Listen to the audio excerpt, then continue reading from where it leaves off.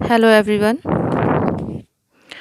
आज मैं आप लोगों के सामने पॉलिटिकल साइंस के अंतर्गत principles and types of government section के एक बेसिक टॉपिक कॉन्स्टिट्यूशन पर एक लेक्चर लेके आई हूँ। I hope you all will like this. संविधान, हम सब इस शब्द से भली भांति परिचित हैं, पर ये संविधान है क्या, पहले हम ये जानते हैं। तो संविधान की जो सबसे अच्छी डेफिनेशन दी वो अरस्तू ने दी, और उन्होंने कहा कि संविधान उस जीवन पद्धति का प्रतीक होता है जो किसी राज्य द्वारा अपने लिए अपनाई जाती है। यानी कि अरस्तू ने कहा कि संविधान जीवन जीने का या राज्य शासन कला का वह मार्ग है, वह पद्धति है जिसे किसी राज्य ने अपने लिए चुना है।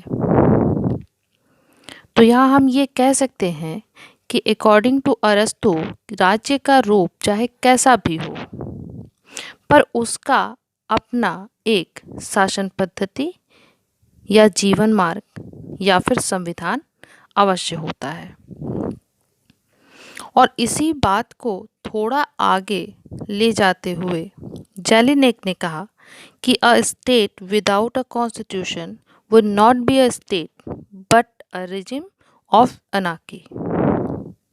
यानी कि संविधानहीन राज्य की कल्पना नहीं की जा सकती, और संविधान के अभाव में यानी कोई ऐसा राज्य जहाँ पे संविधान है ही नहीं, वो राज्य राज्य न होकर एक अराजकता होगी। तो इस परिभाषा से हम ये समझ सकते हैं कि संविधान किसी राज्य को राज्य कहलाने का अधिकार प्रदान करता है। और इसी बात को शुल्त्ज ने भी कहा था कि राज्य कहलाने का अधिकार रखने वाले हर समाज का संविधान अवश्य होना चाहिए, अर्थात ऐसे सिद्धांतों की संहिता होनी चाहिए जो सरकार और प्रजा के संबंध निश्चित करे और जिनके अनुसार राज्य अपनी शक्ति का प्रयोग करें। और संविधान शब्द जो है वो अंग्रेजी भाषा के कॉन्स्टिट्यूशन का हिंदी रूपांतरण है, जिसका अर्थ होता है बनावट या संरचना। ये संरचना चाहे शरीर की हो या फिर राज्य की हो। तो हम कह सकते हैं that a constitution, another very common meaning of constitution is the physical makeup of a person. The noun constitution is from Latin, from constitutus. It means set up or established. So think of a constitution as how a body, either this will be yours or the government, is set up.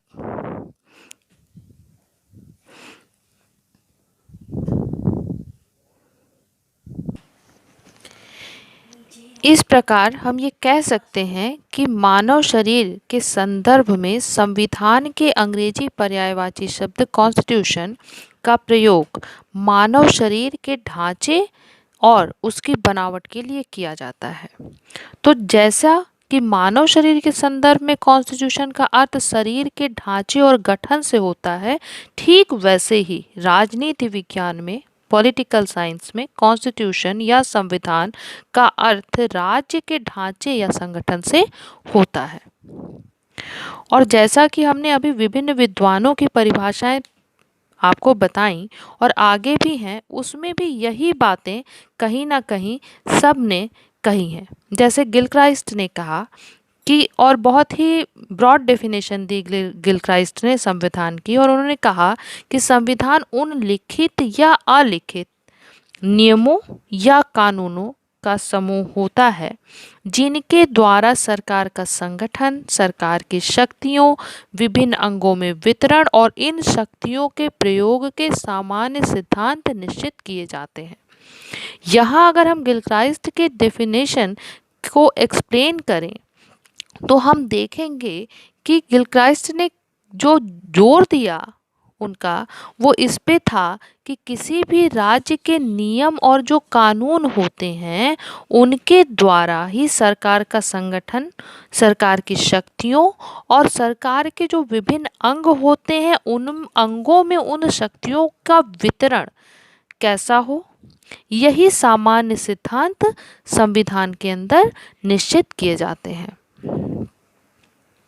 Bryce ने कहा कि ऐसे निश्चित नियमों का एक संग्रह संविधान होता है जिनमें सरकार की कार्यविधि प्रतिपादित होती है और जिनके द्वारा संचालन होता है। तो यहाँ पर भी हम देखते हैं कि ब्राइस ने भी ऐसे निश्चित नियमों क्या एक संग्रह की बात कही जिससे सरकार यानी उस राज्य की सरकार की जो कार्य प्रणाली होगी वो कैसे प्रतिपादित हो और उसका संचालन कैसे हो, इन नियमों का जो एक समूह होगा वही उस देश का, उस राज्य का संविधान कहलाएगा।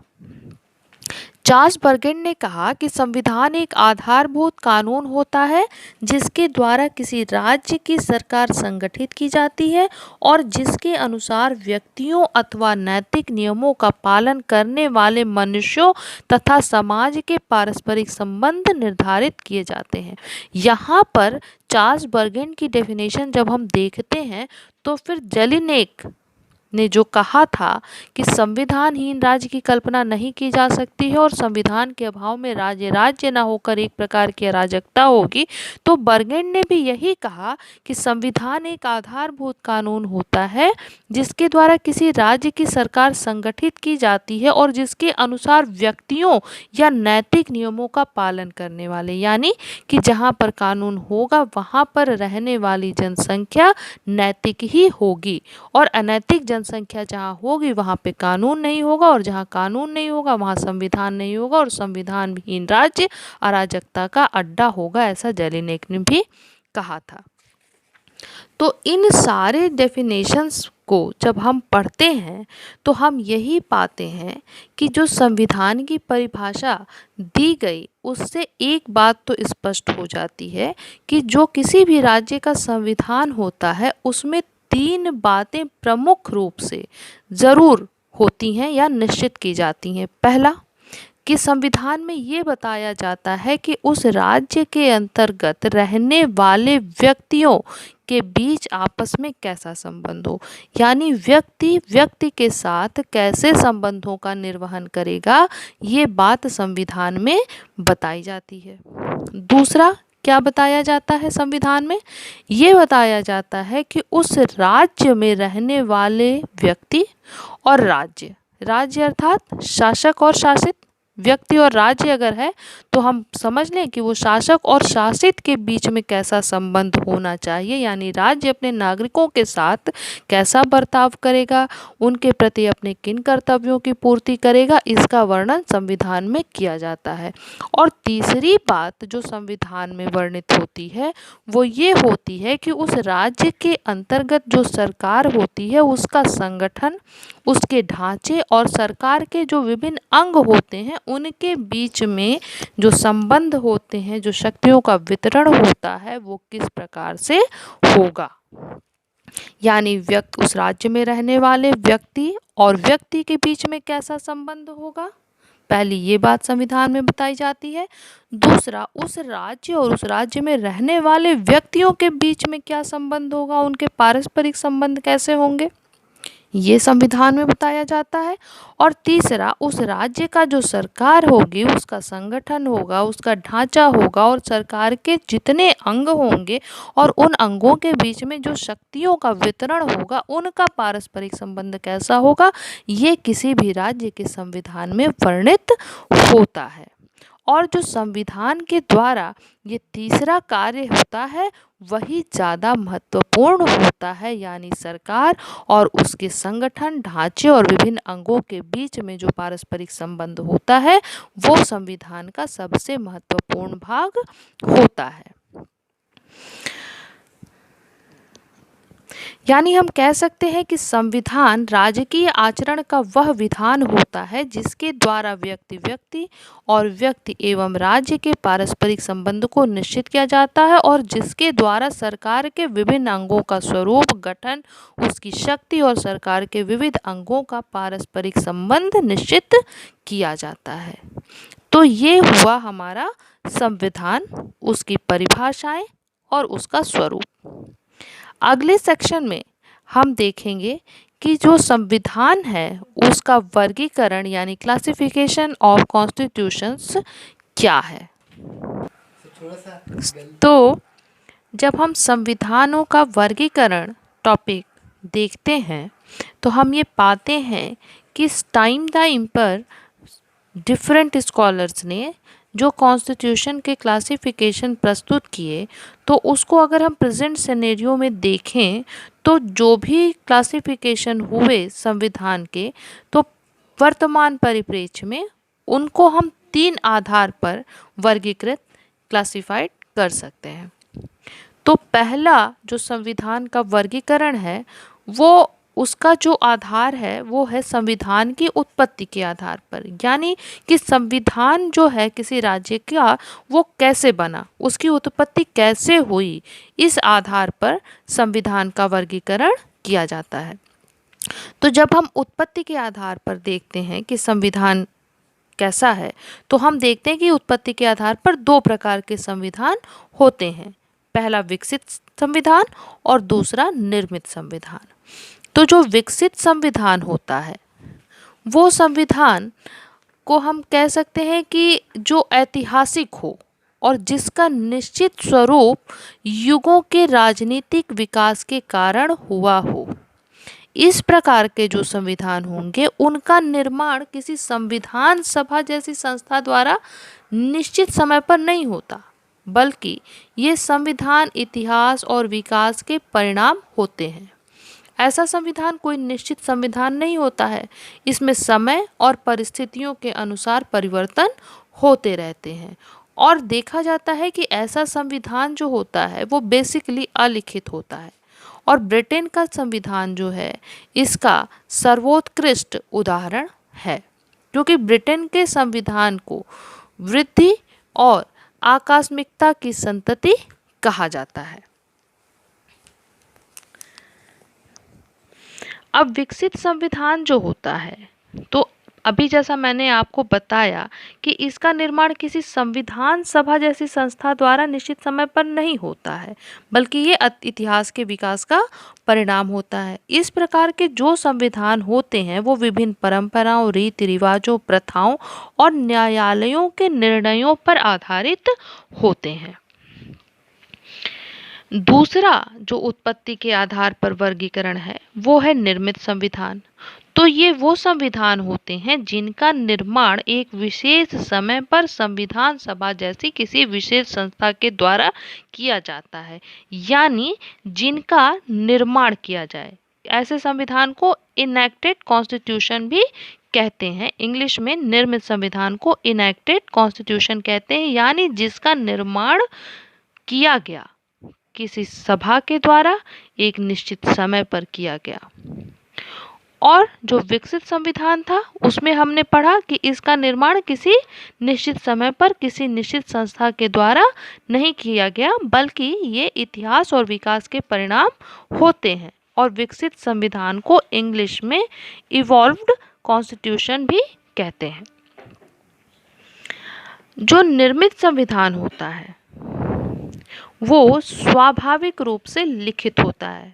और हमने विकसित में क्या कहा था कि विकसित संविधान सामान्यतः अलिखित होता है, पर जो निर्मित संविधान होता है वो लिखित होता है। और इस प्रकार के संविधान नॉर्मली कठोर भी होते हैं, यानी इनमें आसानी से परिवर्तन करना संभव नहीं होता है।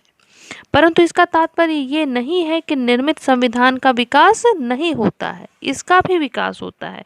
पर दोनों के बीच में जो डिफरेंस है वो सिर्फ यही है कि विकसित संविधान की तो उत्पत्ति ही विकास में होती है, लेकिन निर्मित संविधानों का विकास उनके निर्माण के बाद होता है। यानी कि जो विकसित संविधान है वो क्रमिक विकास का परिणाम होते हैं कि जैसे जैसे समाज में विकास होता गया और जो प्रथाएं मूल्य उस काल समय अवस्था में टिकी रह गई, उन्होंने ही धीरे धीरे कानून का रूप ले लिया, यानी समय के साथ साथ उनका विकास होता रहा। पर जो इनेक्टेड कॉन्स्टिट्यूशन होता है वो एक संविधान सभा बैठती है, कुछ विद्वतजनों का एक समूह बैठता है और एक निश्चित समय पर एक संविधान का निर्माण करता है, और उस निर्माण के बाद जैसे जैसे समय के साथ नए कानूनों की आवश्यकता पड़ती है या पुराने कानूनों में संशोधन की ज़रूरत पड़ती है तो उसका निर्माण, उनका विकास उनके धीरे धीरे होता रहता है। तो इस तरह से जो उत्पत्ति के आधार पर हमने देखा कि संविधान दो प्रकार के होते हैं, पहला विकसित संविधान और दूसरा निर्मित संविधान। अब जो संविधान के वर्गीकरण का दूसरा आधार है वो है कि संविधान में प्रथाओं और कानूनों के अनुपात के आधार पर। तो इस आधार पर भी हम देखते हैं कि संविधान दो प्रकार के होते हैं, पहला अलिखित संविधान और दूसरा लिखित संविधान। यानी कि ये वर्गीकरण या संविधान का यह भेद जो है वो इस बात पे आधारित होता है कि जो प्रथाएं हैं वो न्यायालय द्वारा मान्य नहीं होती हैं, पर जो कानून होते हैं वो न्यायालय के द्वारा मान्य होते हैं और उनके ही द्वारा उनको लागू किया जाता है। तो जैसा मैंने बताया कि संविधान में प्रथाओं और कानूनों के अनुपात के आधार पर भी संविधान दो प्रकार के होते हैं, पहला अलिखित संविधान और दूसरा लिखित संविधान, unwritten constitution and written constitution. तो अनरिटन कॉन्स्टिट्यूशन जो होता है उसमें परंपरागत प्रथाओं, परंपराओं और समय समय पर न्यायालय द्वारा जो निर्णय दिए जाते हैं जिनका कि महत्व बहुत अधिक होता है, उनको ही संविधान के रूप में मान्यता प्रदान कर दी जाती है। ऐसे संविधान जो होते हैं उसमें सरकार का जो स्वरूप है, उसके जो विभिन्न अंग हैं, उनके कार्य करने का जो तरीका है और नागरिकों को जो कर्तव्य और अधिकार आदि बातें होती हैं वो सिर्फ प्रथाओं और परंपराओं के रूप में ही होती हैं, अर्थात उनको कहीं भी लिखित रूप में संग्रहित नहीं किया जाता है। गार्डनर ने कहा कि अलिखित संविधान वह है जिसकी अधिकांश बातें कभी किसी पत्र या लेख पत्रों के संग्रह में लिखी हुई नहीं होती हैं। यानी अलिखित संविधान जो होता है वो देश के नागरिकों के मन में, उनके मस्तिष्क में होता है, जिसका पालन वो करते हैं। और इंग्लैंड का जो संविधान है वो इसका एक सर्वोत्तम उदाहरण है। वहीं दूसरी ओर जो रिटन कॉन्स्टिट्यूशन लिखित संविधान होता है वो ऐसा संविधान होता है जिनकी अधिकांश धाराएं कानून के रूप में लिखी हुई होती हैं, लेखबद्ध होती हैं। और लिखित संविधान किसी एक संवैधानिक कानून के भी रूप में हो सकता है या ऐसे कई कानूनों के रूप में हो सकता है जिसमें शासन का जो विधि का तरीका है वो उसमें प्रतिपादित किया जाता है। और गार्डनर ने कहा है कि लिखित संविधान उसे कहते हैं जिसके आधारभूत उपबंध एक या अनेक लेख पत्रों में लिखे हुए होते हैं। और दूसरी बात जो है हमने अभी ऊपर पढ़ा, जो उत्पत्ति के आधार पर संविधान और निर्मित संविधान, उसका जो दूसरा भाग हमने पढ़ा था, तो हमने कहा था आपसे कि निर्मित संविधान लिखित संविधान होता है। तो यहाँ पे भी यही बात है कि लिखित संविधान आवश्यक रूप से निर्मित ही होता है। अमेरिका, भारत, फ्रांस, ऑस्ट्रेलिया आदि जो संविधान हैं वो लिखित संविधानों के श्रेष्ठ उदाहरण हैं। तो हम यहाँ ये कह सकते हैं कि जो संविधान का यह वर्गीकरण है, ये वर्गीकरण वास्तविक रूप से भ्रामक कह सकते हैं हम इसको, कि ये एक भ्रामक वर्गीकरण है, क्योंकि कोई भी संविधान पूरे तौर पे ना तो लिखित होता है और ना ही अलिखित होता है। तो इसके लिए गार्डनर ने एक बहुत अच्छी बात कही कि the distinction written and unwritten constitution is really one of degree rather than of kind. यानी कि ये सिर्फ मात्रा का अंतर है, प्रकार का अंतर नहीं है। यानी लिखित प्रथाओं के साथ हम कह सकते हैं कि कानून जो है किसी भी देश का, वो लिखित कानून के साथ साथ प्रथाओं पर भी आधारित होता है। तो यदि कहीं पर जो संविधान है वो यदि प्रथाओं पर ज़्यादा है, यानी अलिखित कानून ज़्यादा है और लिखित कम है, तो उसको हम अलिखित मान लेंगे। और जहाँ पर लिखित कानून ज़्यादा है संविधान के रूप में, वो लिखित कानून के अंतर्गत, संविधान के अंतर्गत आ जाएगा। यानी कि ये कहना कि कोई भी संविधान पूरे तौर से लिखित होता है या अलिखित होता है, ये संतोषजनक प्रतीत नहीं होता है। अब संविधानों का जो वर्गीकरण है उसका जो तीसरा आधार है वो संविधानों की परिवर्तनशीलता के आधार पर भेद करता है। यानी कि संविधान के अंतर्गत जो कानून हैं उनमें हम किस तरह से परिवर्तन कर सकते हैं, इस परिवर्तनशीलता का जो आधार होगा वो इस वर्गीकरण का आधार है। तो इस आधार पर भी संविधान के दो भेद किए जा सकते हैं, पहला लचीला संविधान और दूसरा कठोर संविधान, flexible constitution and rigid constitution. तो फ्लेक्सिबल कॉन्स्टिट्यूशन या सुपरिवर्तनशील संविधान या लचीला संविधान वो संविधान है जहाँ पर संवैधानिक कानून और जो सामान्य कानून है इनके बीच में कोई डिफरेंस नहीं होता है, और जिस प्रकार से सामान्य कानून के निर्माण या संशोधन की प्रक्रिया होती है, सेम उसी तरह से संवैधानिक कानून में भी निर्माण और संशोधन की प्रक्रिया को अपनाया जाता है। तो ऐसे किसी भी संविधान को हम लचीला संविधान कहते हैं। गवर्नर ने कहा कि लचीला संविधान वह है जिसकी साधारण कानून से अधिक शक्ति और सत्ता नहीं है और जो साधारण कानून की भांति ही बदला जा सकता है, चाहे वह एक प्रलेख या अधिकांशतः परंपराओं के रूप में हो। यानी गार्नर ने कहा कि जहाँ भी कहीं साधारण कानून और संवैधानिक कानून के बीच में कोई अंतर ना हो और उसमें परिवर्तन बहुत सरलता से किया जा सके, चाहे वह लिखित रूप में हो या अलिखित रूप में हो, तो ऐसा संविधान लचीला संविधान कहा जा सकता है। और इंग्लैंड का जो संविधान है वो लचीले संविधान का एक बेहतर उदाहरण है, क्योंकि वहाँ पर जिस प्रकार से सामान्य नियम बनाए जाते हैं उसमें परिवर्तन किया जा सकता है, उसी तरह से संवैधानिक नियम और कानून का भी निर्माण और परिवर्तन की प्रक्रिया को अपनाया जाता है।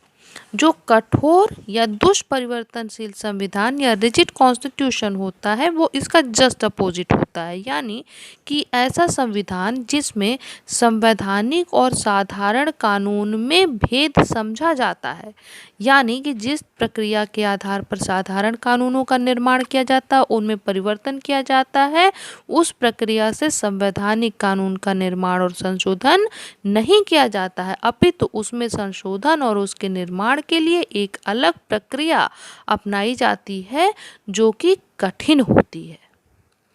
तो ऐसे संविधान को कठोर संविधान कहते हैं। डॉक्टर गार्नर ने कहा है कि जो भिन्न स्रोत से उत्पन्न होता है और पद में साधारण कानून से वैध दृष्टि से कहीं उच्च है, इसका